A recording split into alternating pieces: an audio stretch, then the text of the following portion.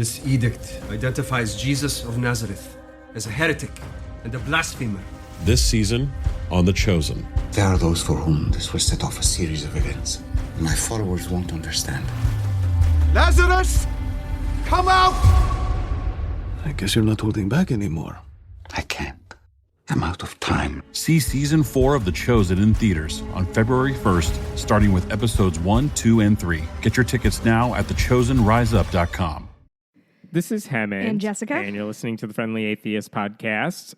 Please go to patreon.com/Friendly Atheist Podcast if you like what you're listening to, and give us all of your hard-earned money and many stars on iTunes Yes. or good reviews, whatever you want. Yeah. And before we start, let me thank some of our Patreon subscribers: Jennifer B., Diane E.B., Mike A., Seal H. Thank you so much for your support. We appreciate it. Don't worry, my husband was here when I was writing a card to Jennifer and Diane, and he did sing a cover of Jack and Diane about them.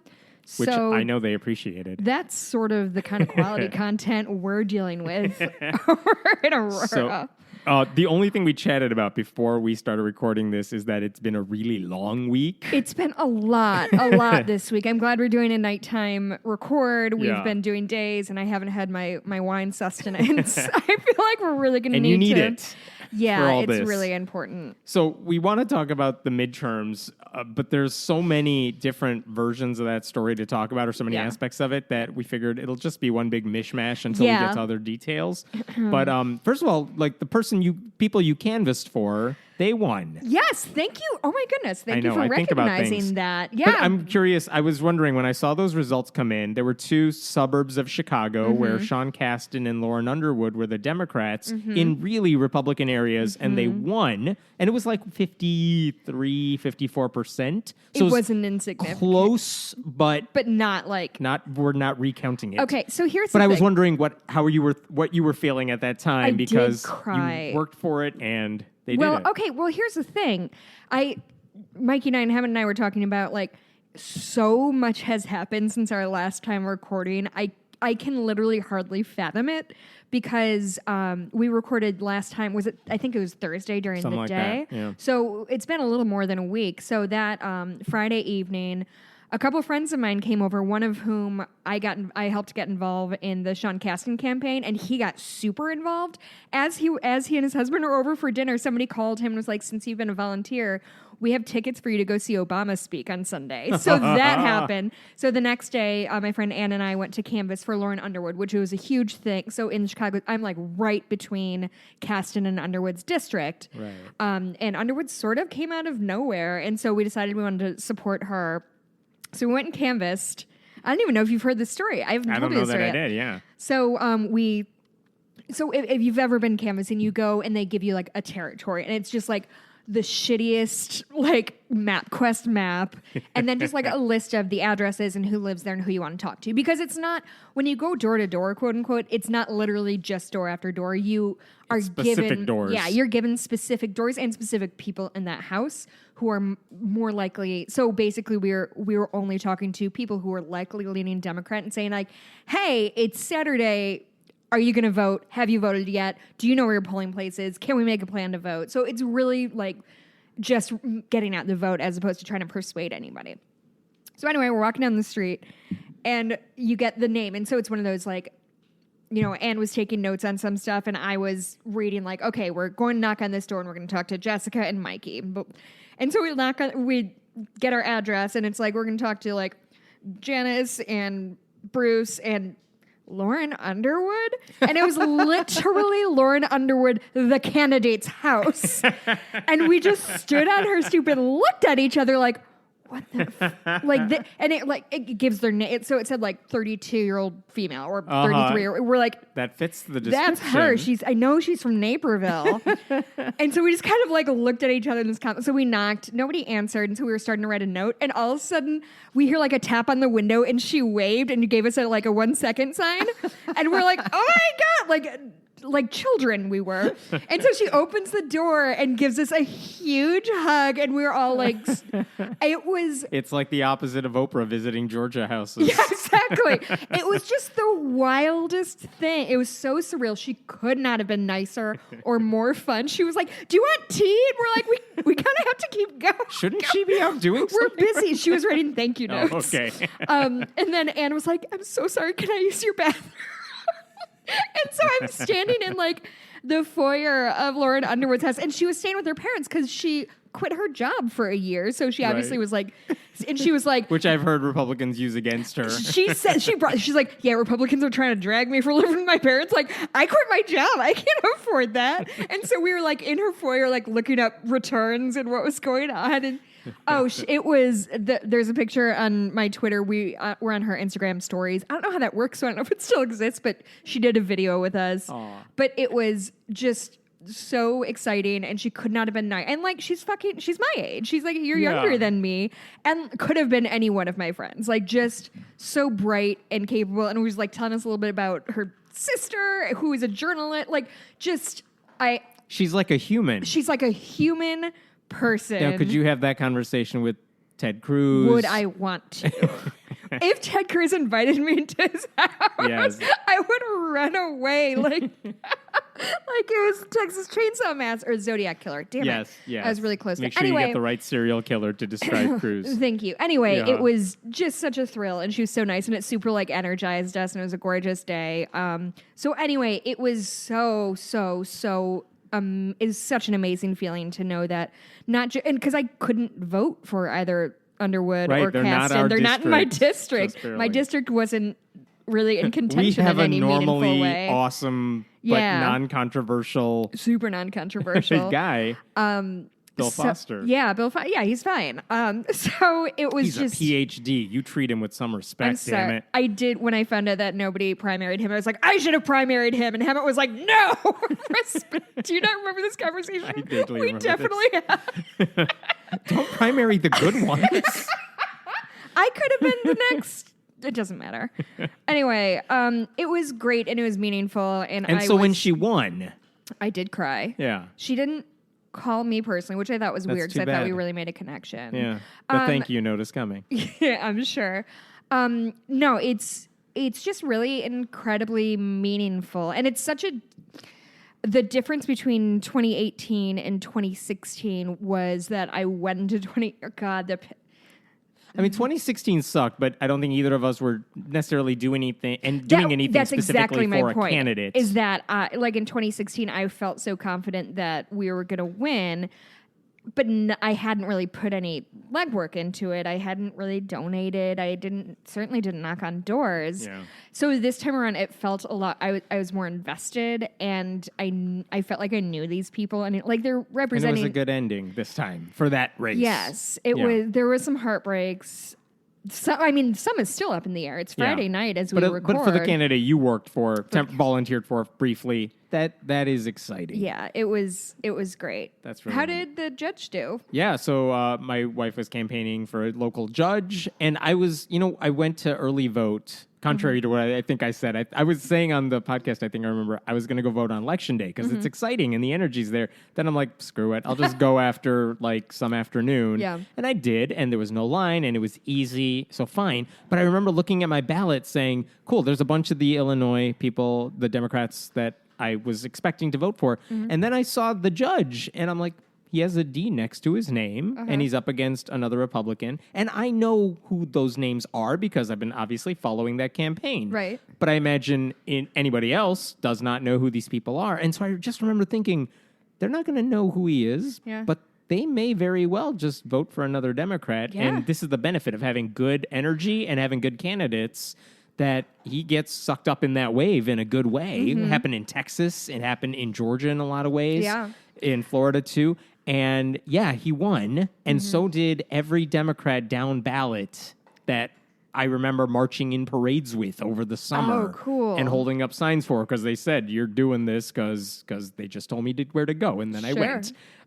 So that was, I wasn't at their victory party because I was busy freaking out on my computer. Oh, and parenting your children? Yeah, they're somewhere. So yeah, I was with the kids and stuff, but it was really neat to just watch the votes come in online and stuff. Yeah, like that, it was really rewarding, and I always like that guy on MSNBC. What's his Kornacki. name? Kornacki. Oh, I love him so much. Dare you forget his name for a minute? It's because I had Ben Bernanke in my head and I couldn't get it out. Not nearly as interesting to watch. Yeah, so it was fun. I was up super late that day, but At least it wasn't as depressing overall. No, it wasn't. Let me bring up a different aspect of all of this. Still talking about the midterms, but let me talk about the stuff I was watching in particular, because you guys, if you're listening to this, you've already heard all the national stories and what House, Senate, and all that stuff. I was specifically trying to track the number of atheists running for office at the state level or federal level.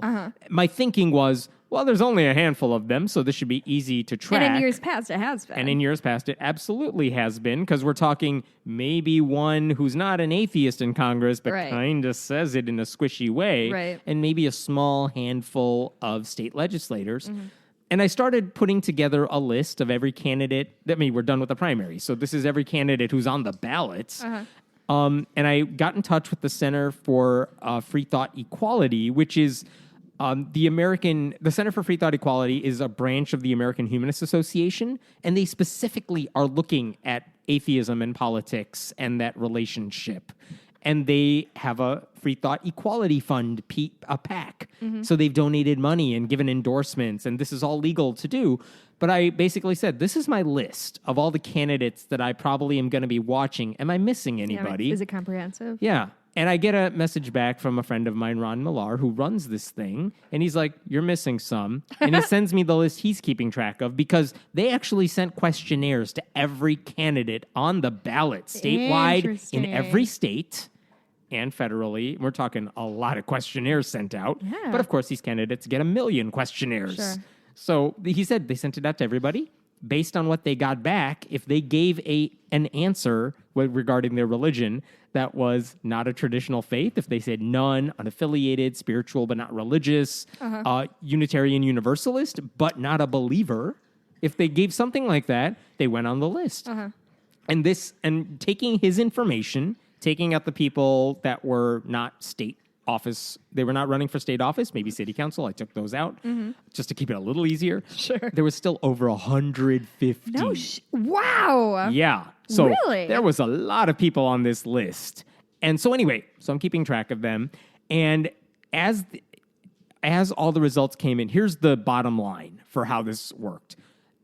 We've talked about a congressional free thought caucus in the U.S. House. So Representative Jared Huffman from California, he's the one guy in Congress who's openly humanist and a non-believer. Doesn't use the A word, but he is a humanist. He's the chair of the Free Thought Caucus. There are 9 other members in the House, all Democrats, who are religious, but they say we support these values of church-state separation, fighting anti-atheist discrimination wherever it exists. Like, there were 9 of them who are religious. All of them got reelected. There wasn't a contest with any of them. Oh, so cool. Good. That's good news. That's expected news. Then the question is, how many, and here's a couple of questions for you, how many non-religious, in some, whatever label they use, state senators are there now? Oh, God. And I'm saying state senate because that's the upper house and all of these things. It's a little harder because they cover bigger areas. But state senators, non-religious. 20? 15? I don't even know. Before the week, it was 5. Okay. And when I was tracking, all 5 of them that I saw got reelected. Then they added one to the list. I know it's small. I'll get to a bigger number in a second. But there are 6 who are openly non-religious. And the newbie to the list is a state senator in Nebraska, which famously has a unicameral. We don't have a House and a Senate. We just have a Senate. What's it called? Unicameral? Unicameral instead of bicameral, right? Like civics from whenever anyone took that. I clearly right? did not pay attention to that class. But they only have state senators in Nebraska. She got elected. She is like our age. She's, I believe she's a mother. She's super progressive. And she's an atheist. Her name is Megan Hunt. Cool. She just got elected. And if you look at her Facebook, this is the sort of thing where, we joke like, oh, if we run, this is what it would look.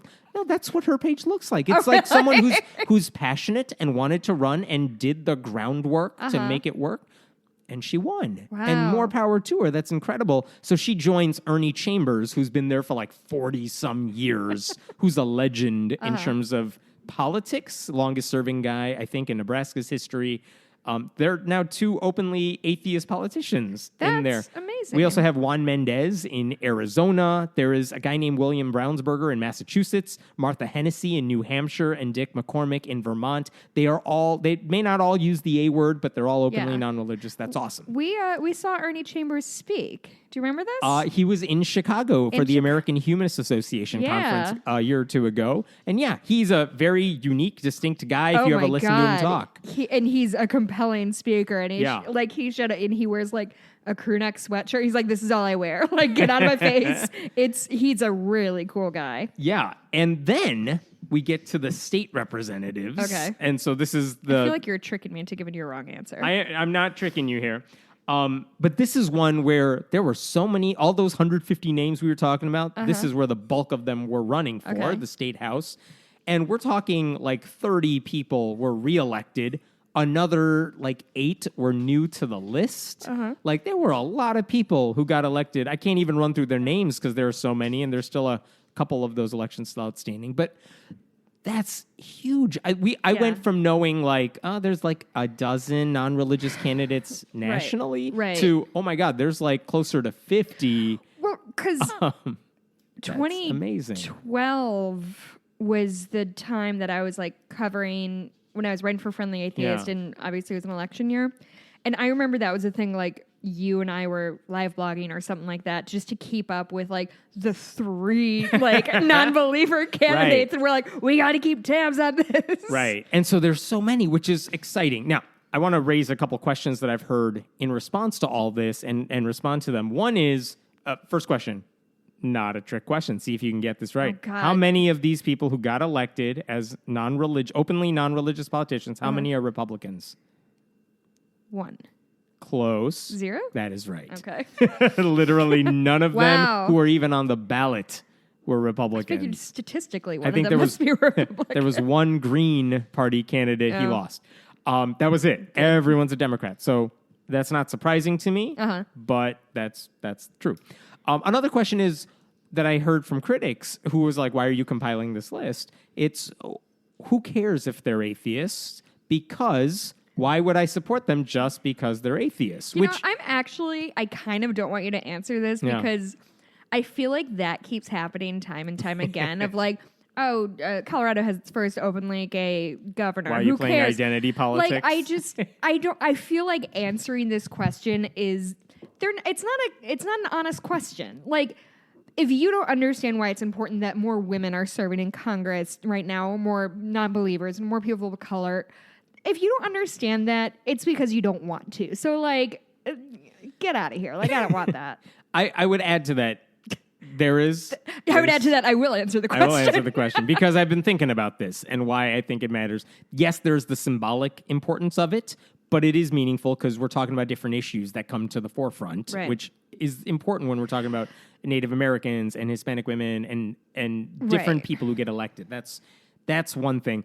But in this case, I would say it's actually not a big deal to me that it's not like I'm saying they all should be endorsed and supported because they're atheists. Never said that. No, of course. No one ever said that, but that's the argument. I'm not saying you should support them. By all means, look at their platform, decide to support them. I think this is important to point out for a lot of reasons. But I would love for the opportunity to say, yeah, he's an atheist, but I don't like his politics and I don't like this character.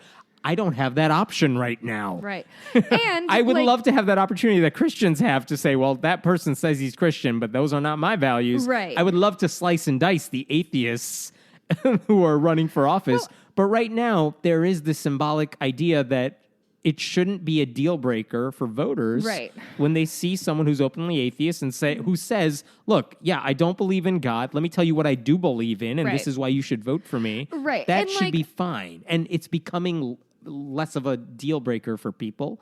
That's important. And the more of these people who come out and say that, the more that's going to happen. Well, and we're supposed to be represented by the people who are leading us. And like demographically, that's not been true ever. And at least we're getting closer to that being true. Like if it's not that I fundamentally disagree with the Christians on everything, but if everybody who is leading this country is looking at the world from a Christian slant, then no, maybe my voice really isn't being represented in the way that I want. Right. And I will tell you one more story that I have not posted about yet. I didn't tell you this either. But Breaking news. Breaking news. This is the other reason I think it's important to keep track of this stuff, because two things happened. I have a spreadsheet that I tweeted about it where I'm saying, look, this is where I'm keeping track of everything if you want to follow along. And I haven't seen that anyone do that, like keeping track of the stuff in real time. I've just seen lists after the fact, kind of. These are the people we know who are atheists in office. One thing is that when I saw that the senator from Nebraska now, Megan, won, I was like, oh, this person who I'd been keeping track of won her race. Oh, she's an atheist. Oh, like she used the word atheist. And oh, she's a challenger. Oh, that's a big deal that I don't think anyone's paying attention to. Sure. And that allowed me to draw some attention to that particular race. So, fine. The other thing is, because I was writing, there was one other person that we've talked about before. His name is Brandon Finney, who's from New Hampshire. And he was someone who I think he wrote a letter to the editor of a local newspaper where he talked about, we have to do this, like we have to think about things from logic and reason and not from a faith perspective, something like that. And I reached out to him. I'm like, are you an atheist? Because you sure sound like one in that letter. He's like, yes. I'm like, do people know this? Because you're a Republican, and that's unusual. It's like, well, I'm more of a libertarian, but he said, it's not a secret for me. And so I'm like, well, that's a big friggin' deal to me. Yep. And I could write about that, and I did, and local papers picked it up in his area. The fact that this was the highest-ranking openly atheist Republican in office at the time. By the way, he later switched to the Libertarian Party, and this week he got voted out. Okay, wow. because you're a third party candidate when there's a Democrat and Republican on the ballot. He got trounced. Oh, wait, dude, atheist is a libertarian? Believe it or not, I've never heard I know. of such a thing. But what an anomaly. here's where I'm going with that. When I posted about those stories, all based off of keeping track of all these people, someone slid into my DMs basically saying, I'm an atheist and I'm a politician. Like, you are not on my list. You are not on the Center for Free Thought Equality's list either. Really? And I'm like, first of all, I'm like, to the CF, Center for Free Thought Equality, I'm like, did you know about this person? And they said, we never heard back from her. We did send a questionnaire. And then I asked the person, I'm like, did you get a questionnaire? She said, I never received it. So miscommunication or something. But I had a conversation with her earlier today, actually, for an article. And I'm just like, where did anyone know this about you? She's like, yeah, I don't hide it. Sure. But it's also New Hampshire, and people know her as a vocal feminist and someone who is basically what our Twitter feeds probably look like in responding to a lot of the news. And so I think people maybe they assumed it, but they were not surprised by it. And I'm just like, the fact that you are open about it and that it's not a big deal for you. I even asked her, I'm like, are you okay if I publicize the fact that you're an atheist? And she's like, I say fuck on Twitter. Of course, I don't care. I'm like, that is all right. That's then, really something dope. Like that. But the fact that when people saw that there are people in office right now who we know are non-religious, but they're not public about it. Right. And seeing other people coming out and like not being afraid of it and realizing that, oh, I should be on that too. I think it helps in that regard. And I think in a lot of places in the country, including arguably a lot of the area where we live, religion is less of an issue. Like it's like I'm thinking of my representatives, most of whom I follow on Facebook or whatever, or like even say Pritzker, who's our new governor. Yeah. Put a gun to my head, I could not tell you what religion he was. And it's not a thing that I've been looking into, obviously, but I feel like this sort of like kowtowing to the religious right, or like make sure you get pictures of me going to church every Sunday. It's just becoming antiquated. Nobody gives a shit because it's been proved time and time again that people who espouse Christian beliefs tend to not govern with them in a way that we would think is Christian. So like, who gives a fuck? Like fucking Trump says that he's a Christian. Like, okay. He's doing our work for us. But the idea that it shouldn't be a big deal, and imagine how many people saw those election results, and you see Lauren Underwood, who's a black woman, or you see Ocasio-Cortez, or you see the Native American women. It's like, oh, if they're doing it, I can do this too. And And I realize the barrier to overcome for the ones I just said is much bigger than the one for being an atheist. Sure. But in terms of how society treats people who are non-religious and views them and thinks of them as immoral, seeing politicians who are fighting for good values and have a good platform and who are like, oh, by the way, I'm not doing this because my religion inspires me to do it.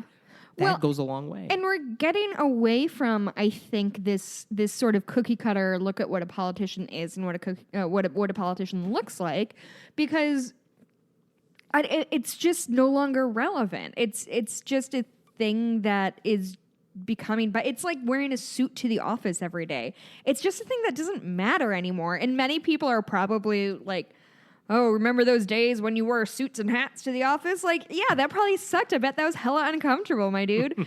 But God, I'm thinking when Beto gave his concession speech, he said "fuck" on like live television, and they tried to make a news story out of it, and everyone's like, it doesn't matter. It doesn't like none of, and maybe we could, and I'm using big air quotes when I say think. Maybe a lot of that is due to Trump, that what we're looking for in a leader is changing, I guess. Like we don't expect them to look and talk and act like this really fancy, like buttoned up dude.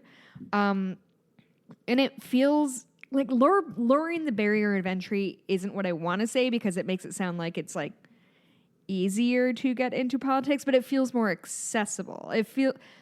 It feels for the first time in my entire life, I'm like, oh, maybe I could run for something. I probably won't. I can't imagine I'd be a particularly good candidate or no one would take my garbage on. But, like, again, meeting Lauren Underwood, I'm like, you're just like one of my cool, bright friends. We need more people who are like my cool, bright friends. We need more people like me. Yeah, thank you. Thank you finally for admitting that. Also, quick sidebar, RE religion. Today I had to get some like lab work done. Do you see I got blood drawn, and because I'm a white, I am bruised, like my entire elbow's bruised. They were like checking me in, and so they're, ask your birthday and your address, and she goes, "Is there a religion you'd like to denote?" And I went, "No," like a weird way. And she asked me like 4 more questions. She's writing something down. I was like, "Why did you ask me my religion?" And she's like, "Oh, in case like something happens and you want like a congregation to be notified or something like that." And I was like, "Okay," because I've been sitting here for 30 seconds. Like, why the fuck did she ask me that? Does she know who I am? Nice. It was really weird. Anyway, I want to go through. Oh, yeah, I'm sorry. I still have more. Oh, no. I have more. This is in the election. Go for it. Okay, so I want to go through a couple of the firsts that happened. Many of them are related to women, not all. First Muslim woman, Rashida. Oh, God, I should have practiced these names. This is fun because you're white. Go for it. The whitest. Tlaib, Tlaib. You don't fucking know. No, I'm just having fun listening to you screw up. Ilhan Omar, the 2 first Muslim women elected to Congress. Ayanna Pressley is the first African-American woman to represent Massachusetts in Congress. Johanna Hayes will become the first African-American woman to represent Connecticut in Congress.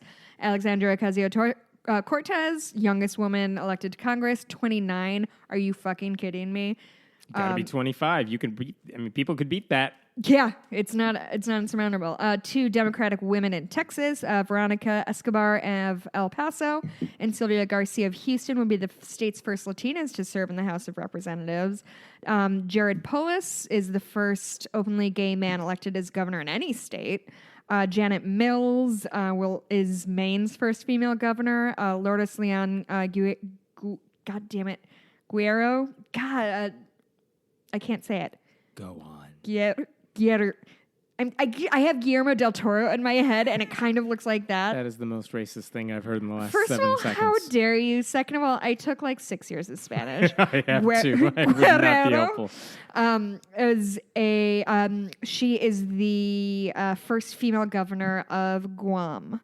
So those are just a handful. There's actually a couple, like the first senator from Tennessee was a woman, but she's like anti-choice. But, yeah, fuck that she's noise. conservative. I don't want to. I'm Marsha acknowledging Blackburn that doesn't count for I'm anything. acknowledging that she's there. I do not wish to tout it right now at this right. present moment in my life. Right. It's like, oh, look, Martha McSally might be the senator from Arizona. Isn't it exciting? It's a woman. No, it's not exactly the glass ceiling that we're looking for, but all right. Not the glass ceiling of my dreams. Thank you. Let me go back to another thing that has to do with atheist voters, because one of the questions that I know I've had for a while is, why don't politicians ever pay attention to our needs, in big quote hands? But like, what are our needs? It's church-state separation, pro-science, pro-education, comprehensive sex ed. Because they tend to line up with liberal ideals. Yes. So like, why do Republicans give a fuck? You don't have to be specifically atheist to support those things, but those are things that matter to a lot of atheists. But here's the problem. We are a growing part of the American population. Like, more than 25% of Americans are non-religious in some form. Right. But we always punch under our weight when it comes to voting. So in the last midterm, so 2014, we were 22% of the population, but only 12% of the voters in the midterms. But evangelical Christians always punch above their weight. Like, yeah, they're a majority of the population. I'm sorry, the Christians in general, majority of the population, but more of them vote. Same with old people. Right? Yeah. Old people love to vote. They love that shit. Young people love ideas of changing, but too lazy to do it. Wait, hold on, really quick. This is my favorite thing to do. Hey, guys who are really mad that there's a two-party system when Bernie didn't get the nomination, what are you doing now? Are you, like, if you're doing something, that's great. If not, when 2020 comes around, I don't want to fucking hear from you. Go ahead. Yes, so 22% in 2014, we were 22% of the population, 12% of voters. This time around, even if I don't know what the percentage is of us, like maybe 25%. But instead of 12% of voters, it went up to 17. That is a big jump, because that 12 was stuck at that number for more than a decade. Yeah. So it's going up. And meanwhile, evangelicals, as a percentage of voters, white evangelicals, are going down. That is not insignificant, but it won't matter unless more of us vote.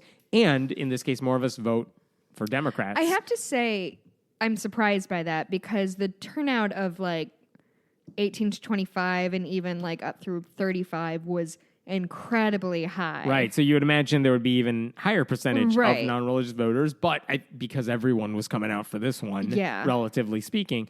And one other thing to point out is that 81% of white evangelicals supported Trump in 2016. Like, we knew that with the exit polls, and it was stunning. It's like, seriously, this is the guy who represents your beliefs? All right.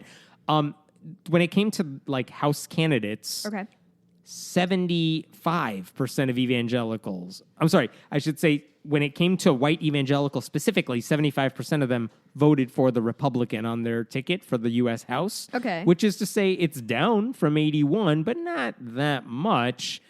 But at the same... I'm kind of surprised it's down since Trump wasn't on the ticket. Yeah, but they still voted Republican. They haven't been turned Sure. off from the party entirely.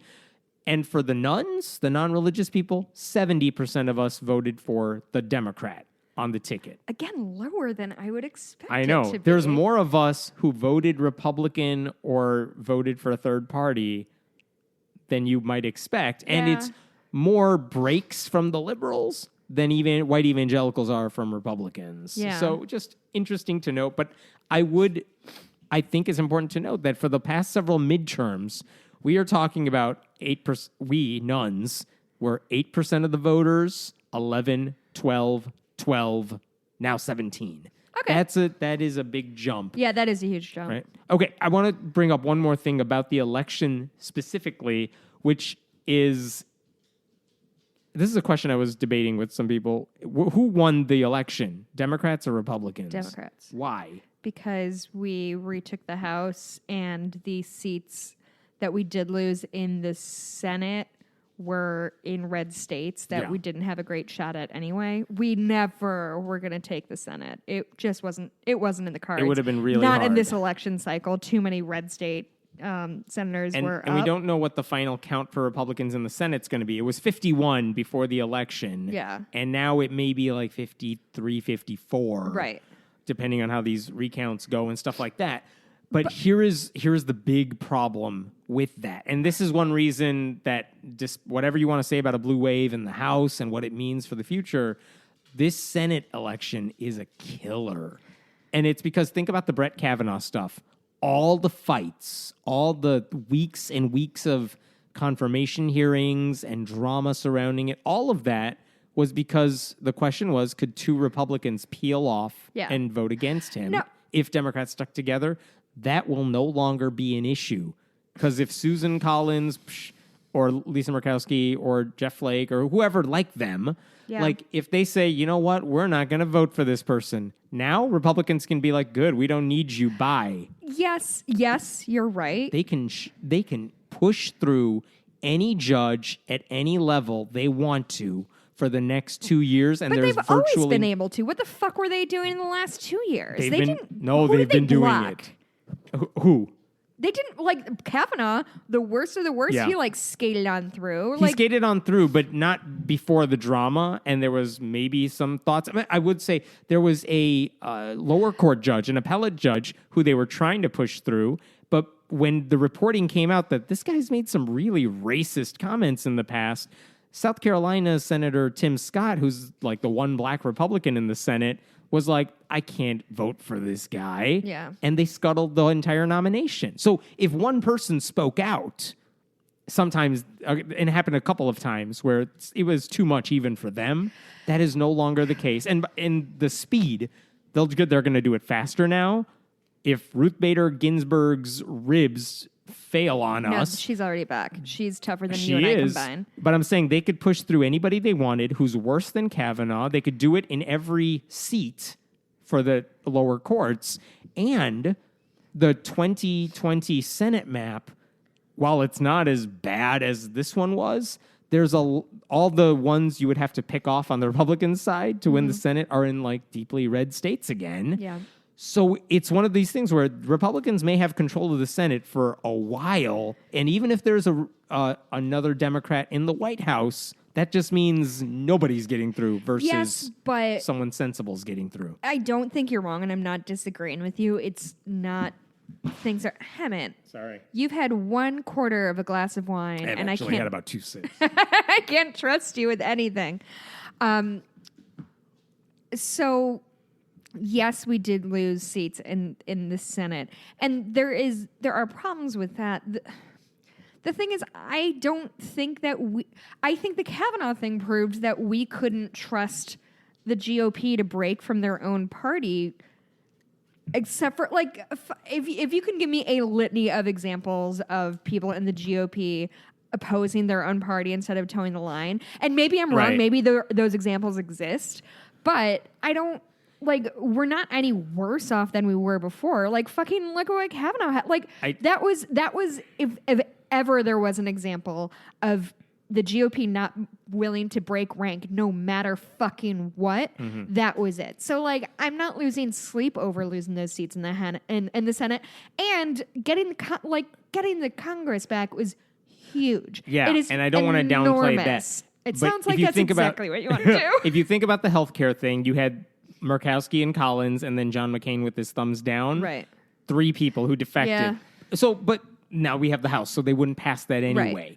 Right. But when it comes to judges, you don't need the House. They can do it on their own. And the scary thing is, there are not 5 Republicans or whatever you would need, 4 or 5 moderates, because Flake is gone. Even if you keep Collins, or any of the other ones, this is scary in the sense that they can confirm anyone they want to, and no one can stop them.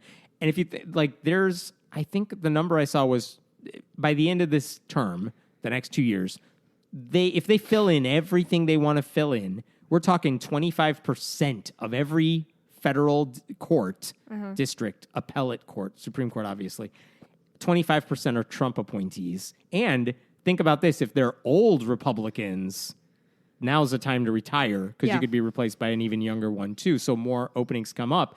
And then even if you get a Democrat in the White House in 2020, what are you going to do? Fill in the blanks? No, we're just going to stop you. That's scary. The entire judicial branch is essentially gone. That is frightening because they're not going to nominate moderates. Why would they? They're going to nominate the crazies up and down the line. Who's going to stop them? That is, to me, really, really awful. This show used to be fun to record. You bummed me Never out in fun. a real My way. job here. Okay, fine. You want a happy story? Are we done with Congress? I guess. Or the midterms? Yeah, sure. How long did we just kick around in the midterms? I don't know. 20 Way too minutes? long. More than that. Here's the happy story. Kim Davis. Oh, yeah. Fuck that bitch. Yes, you said it. Kim Davis, the Yeah, you shouldn't say that. anti-gay clerk, county clerk from Rowan County, Kentucky, who said, "Oh, you're same-sex couples and you want a marriage license even though that's legal? I don't like you because I'm Christian, so I'm not going to sign your paperwork." She just lost the race, and maybe you saw that headline. Yep. But there's a couple aspects of that I think are just delicious when it comes to this. First of all, one of the people who wanted to fight her in the election was a gay guy that she denied his marriage license. Now, that guy, David Ermold, he lost the primary, so he didn't get that opportunity. But the guy who did win the primary, his name is Elwood Cowdell, he won. He won the race. Incredible name. It is.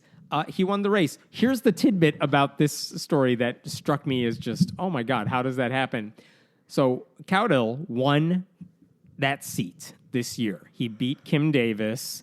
4 years ago, in 2014, those two also fought against each other for that same seat in the Democratic primary. What?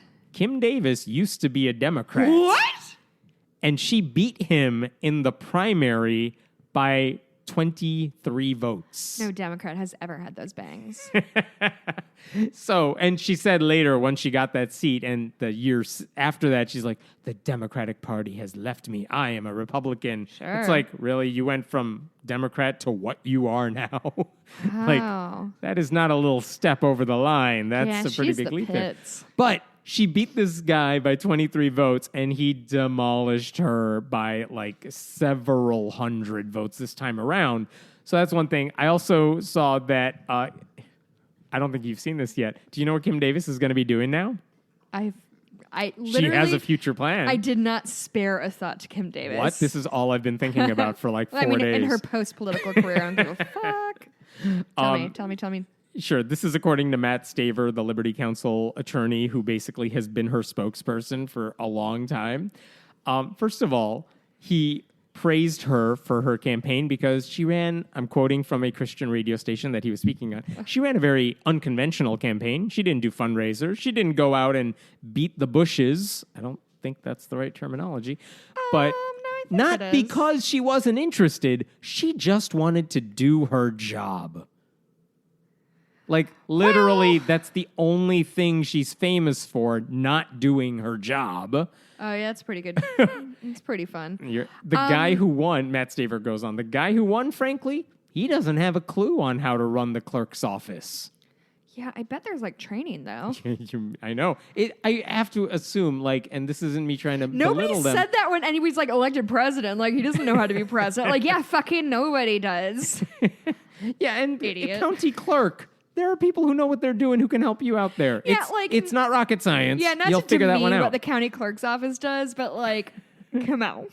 Here's If Kim Davis could do it. Right? Here's the kicker. What I think she's going to do and where she's been wanting to go is in some form of ministry. That's where the Lord has been leading her. Which means God had her run for re-election, Lose. get nationally embarrassed in a loss so that she could help other people. I don't know. So she could go on the speaking circuit as a Christian martyr. That's what that means when she wants to be a minister. Can I go back to the stupid thing the guy said a second ago about he doesn't know how to run the clerk's office? So is his argument that incumbents should always win no matter what? Is that what he's arguing? Like, do they hear themselves? Or the argument is that this job is super complicated. Only Kim Davis knew how to do it, even though the one thing she's known for is not doing her job. Not doing it. And this guy is just impossible for someone new to figure this thing out. And specifically this guy. I don't know how you know that he doesn't have a clue how to run the clerk's office. That's what everybody says about all Democrats. They don't know anything about anything. It's the clerk's office. You'll figure out the responsibilities. Yeah. So in less happy news, the Trump administration. So this week has been fucking. I don't even have a single goddamn thing about Jeff Sessions. Just so haven't. So much has happened this week and I feel like that happens every week that I take all my notes because I'll like bookmark interesting stories and get my notes off of there.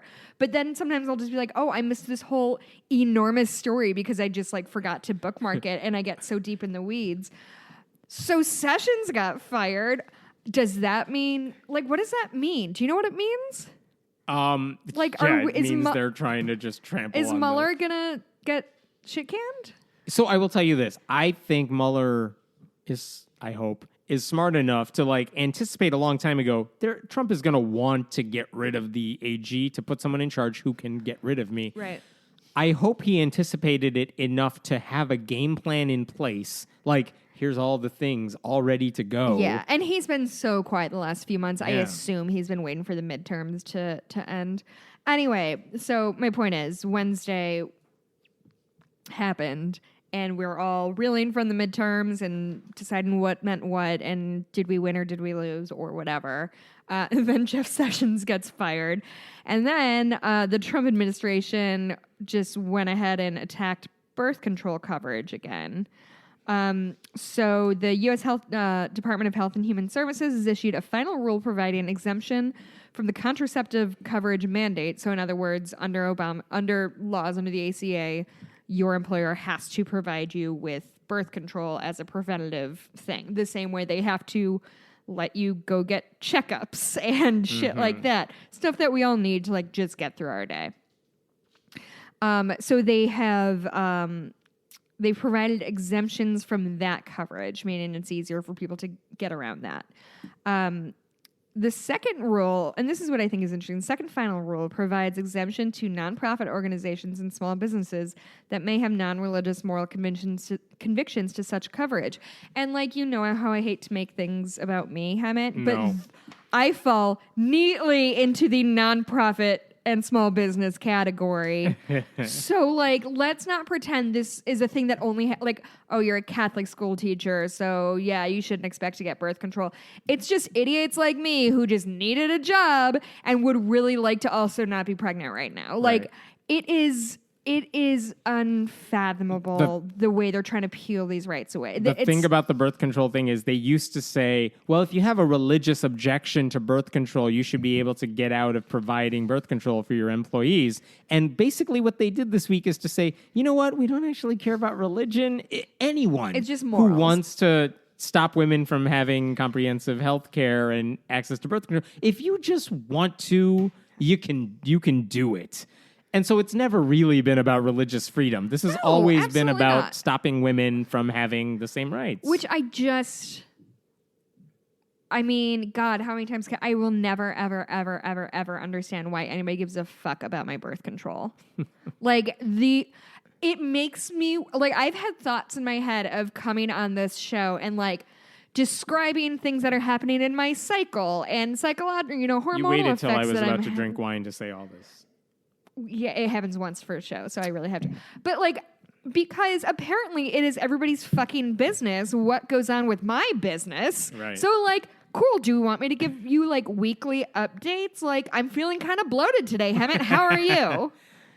Thank you for that. You're welcome. Yeah. Anyway, fuck that shit. I'm furious.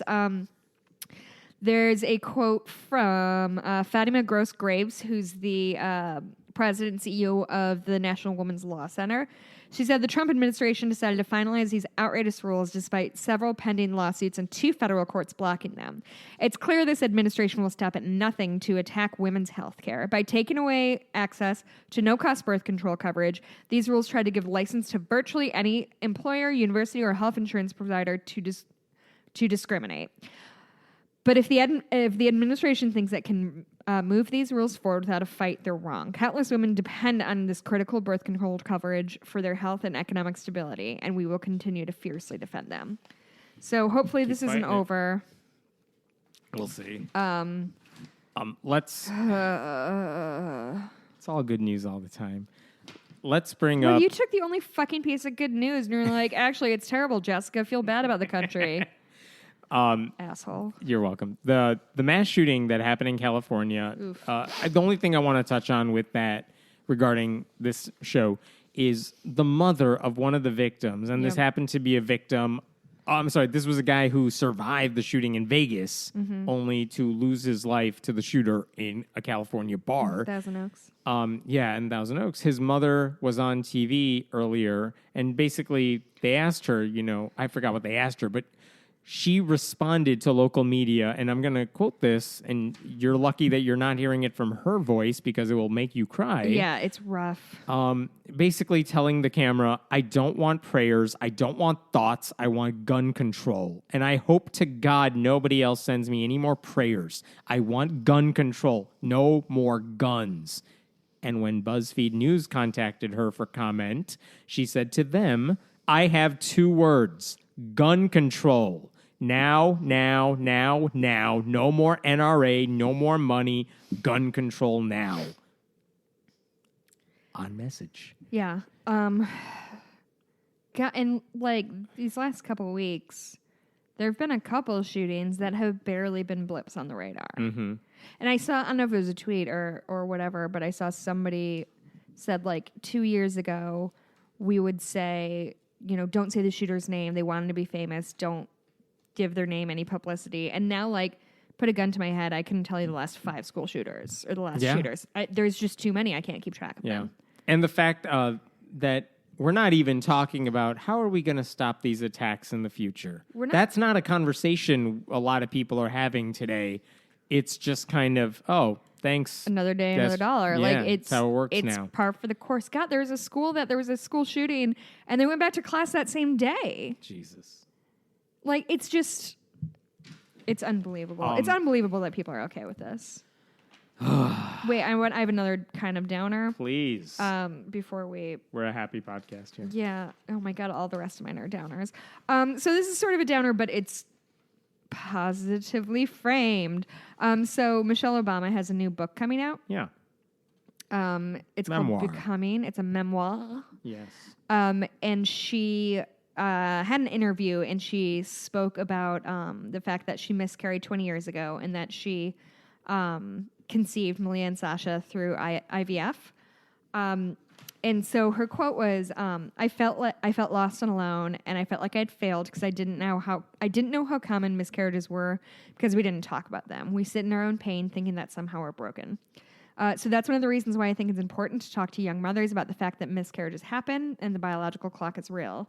I think it's the worst thing that we do to each other as women, not share the truth about our bodies and how they work and how they don't work. And I just have a lot of respect for that. And the fact that they didn't talk about that for so many years, because whatever, I don't know what the reason was, whether they just felt it was a private matter, nobody's people business. just don't talk about that kind of thing. Right. And but I know it's a memoir and she's looking for publicity, obviously, but that is not a thing that they brought up when you could have earned compassion points if you're on the campaign trail. You could have talked about it, but they felt for whatever reason. We frame miscarriages as this really deeply private thing, which, like, absolutely, if that's your desire to keep it private, you can.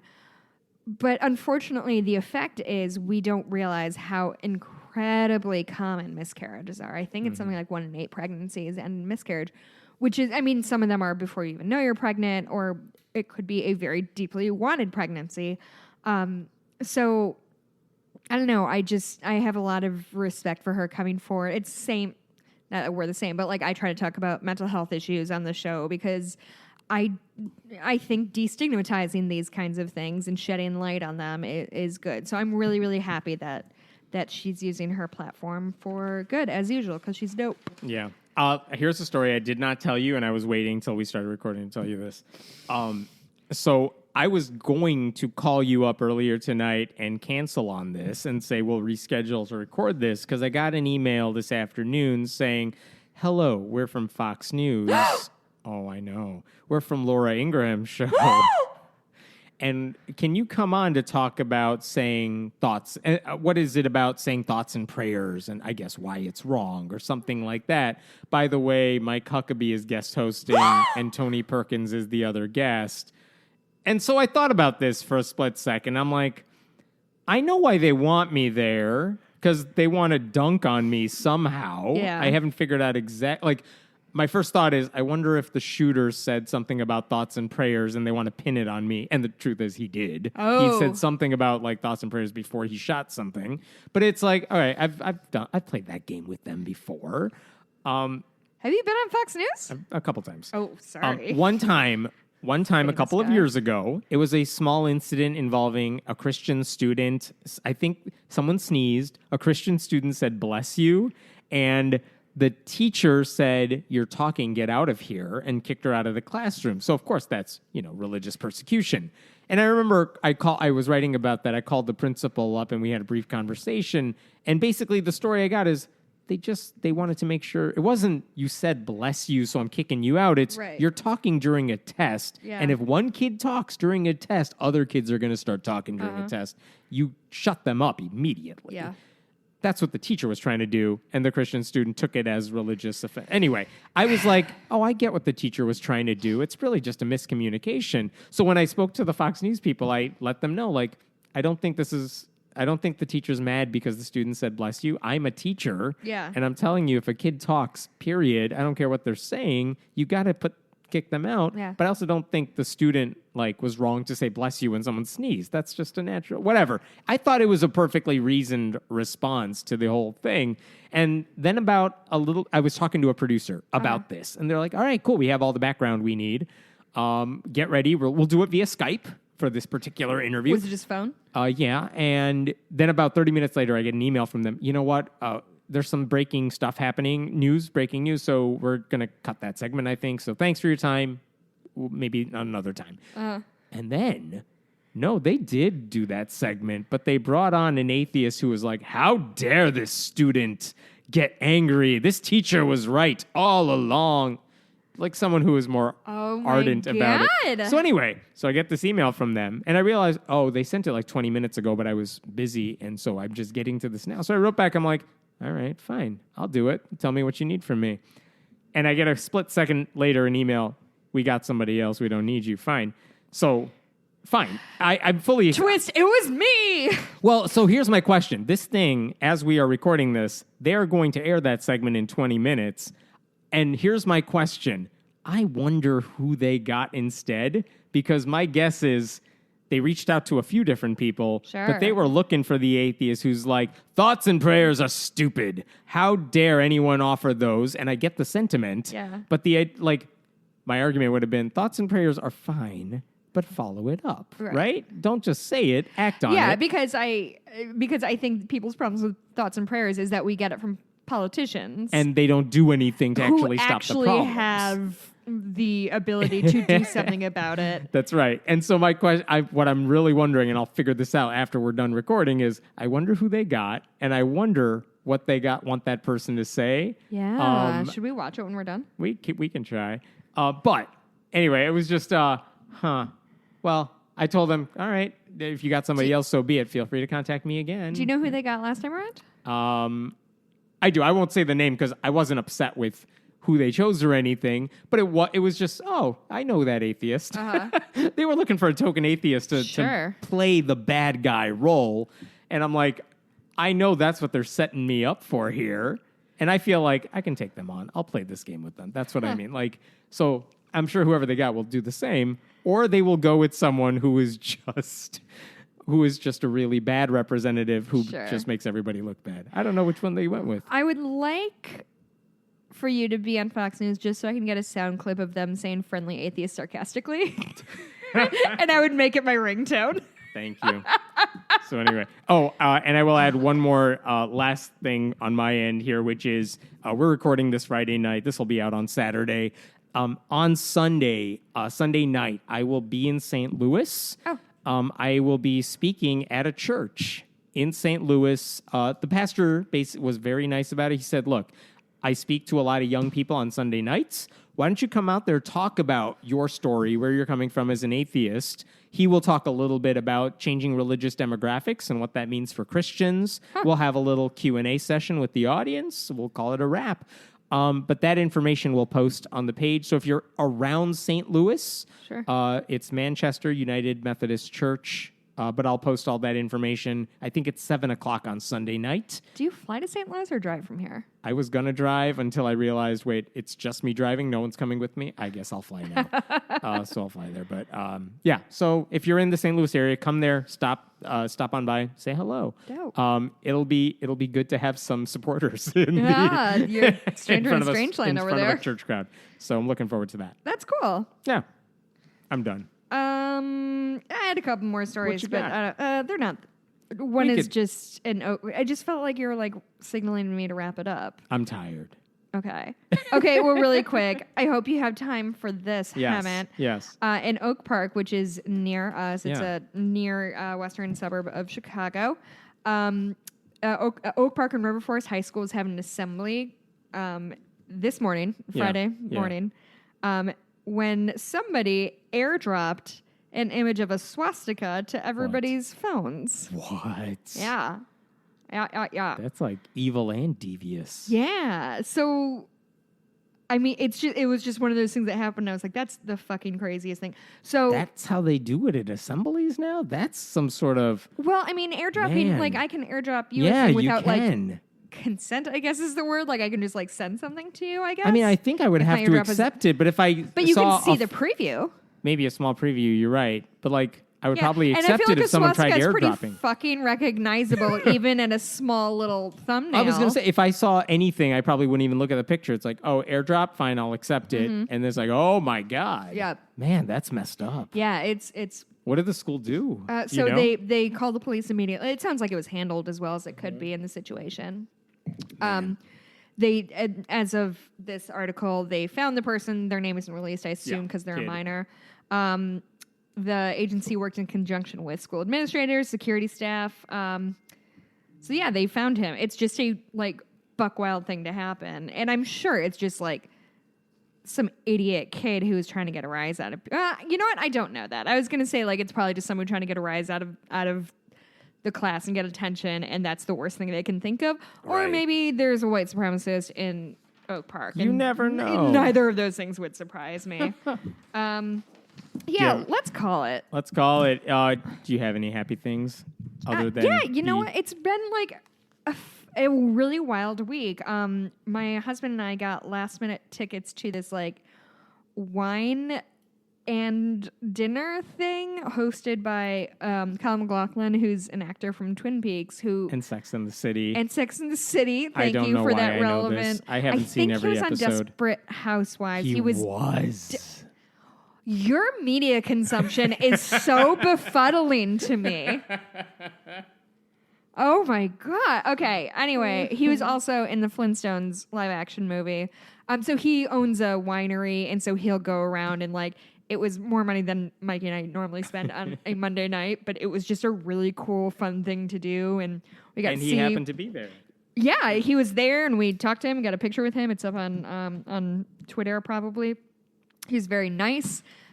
Mikey got a little drunk and did ask if, when Colin McLaughlin signed his wine bottle, he specifically asked for a Flintstones quote, which he took in stride very well. That was really pleasant. The midterms were great. Going to see a Bulls game tomorrow night. Look at you. Yeah, I'm into this is free tickets from like Mikey's coworker's wife. Nice. Yeah, apparently they're good. So I might be on TV. I might wear something really. Maybe I'll wear that somewhere. I don't know who's on the team anymore. You know what? Mikey and I did the same thing. We're like, who do we know? We don't know anybody. So we're Yeah. officially like those people who sit behind me in the Cubs game. You could who are like, substitute the entire team for like Duke's basketball team, and I probably wouldn't be able to know the names. Certainly It'd be not. like, oh yeah, that's the guy on our team. Sure. Yeah, Mikey went through the list, and we're like, none of these names even sound familiar. Which I don't mean to like be an asshole about it, because I know people genuinely do love basketball, and I'm taking up probably a decent seat. But like, I don't know, it'll be fun. The And- sad thing is, I do pay attention to like Chicago sports, and I did pay attention to the Bulls at one point not that long ago. For Right. some reason, whatever the reason is, basketball of all the things, has fallen off. totally fallen off the radar for me. I'm that way with. I'll watch the finals and stuff or the playoffs when it's going on. Yeah. But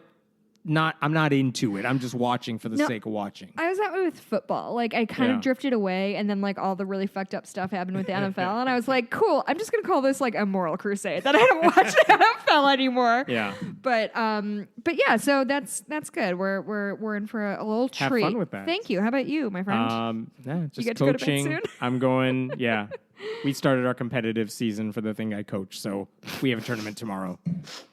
So for all the thing you coach. The public speaking competitive, whatever people want to call it. No one ever gets it. The so it's cool like, jacks, you mean? That's what I tell people. So we're doing that tomorrow, and then I'll go to St. Louis. Fun. Yeah. Are you excited? Are you staying with somebody? Staying in a hotel? No. Oh, that's so nice. I'm sleeping, and then I'm coming home, and then that's the sad part about it's all in and out trips. Yeah. So. But that'll be good. It'll be good.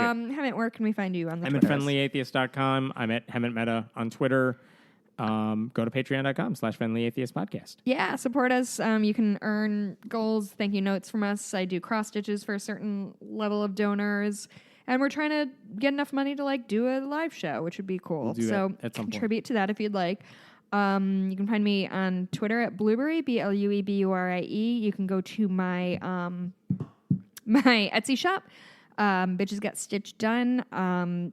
If you're looking to get something for the holidays, get it in soon. I actually just did a custom order for a listener, and I've got another one that I got a nice note who's from a listener in order in the queue. I'm working on them, you guys.